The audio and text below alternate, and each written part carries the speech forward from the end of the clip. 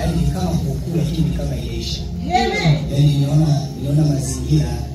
Kuna raha lakini kuna eneo kama kanisa. Alafu nikaka eneo kama kanisa. Ni kwako. Ni kweli ni kwako.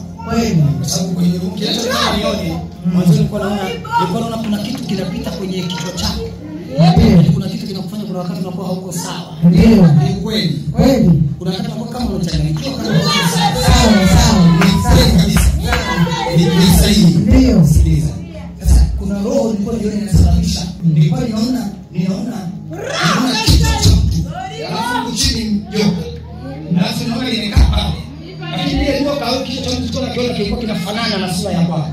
Maana ile roho ni roho inatoka kwenye familia. Ni mzimu maneno kutoka kwenye familia. Sasa ni Mungu na Mungu ananiambia kuna vitu vilivyo vinatolewa kwenye maeneo kwenye madhabahu za hizo joka. Ni kama kizazi chako kama yenyewe kuna vitu vimeanza kutoa. Imeanza kuandama. Ndio kwako ninaona yani tunasema akifikiria pekee yake kama kuna kitu kinatoka kwenye familia. Mazingira ya uchumi yako sawa.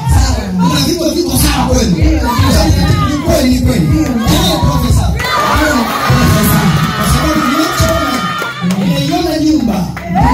Unaona ile joka kama limeachia vitu. Alafu pale panakuwa pagumu kwa sababu hata mtu anatoka sehemu nyingine. Ana mambo mazuri.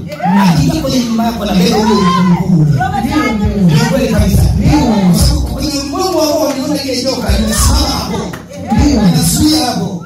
Alafu Mungu anaambia wewe ni kama lango kwenye familia.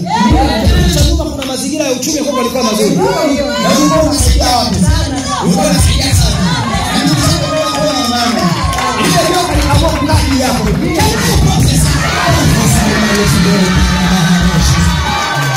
Nisikilize.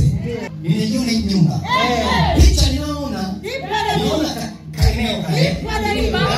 Kamezidiwa na mazingira mengine yameng'aa. Ila hapo katikati kuna giza. Sio giza kwenye ulimwengu wa roho. Yaani hapa jengo lako alifanana na majengo mengi. Mimi peke yangu siweka bati, wazangu wote upiga bati.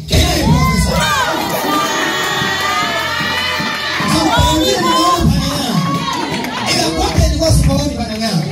Ila juu kwenye ile eneo lake. Nilikuwa ninaona joka au kushika joka. Ni kitu cha mtu. Picha ile mtu mkono anafanana na wewe. Ndio kitu kile inaanza kukuongelesha. Usiogope Mungu wangu ni Mungu aliye. Haleluya.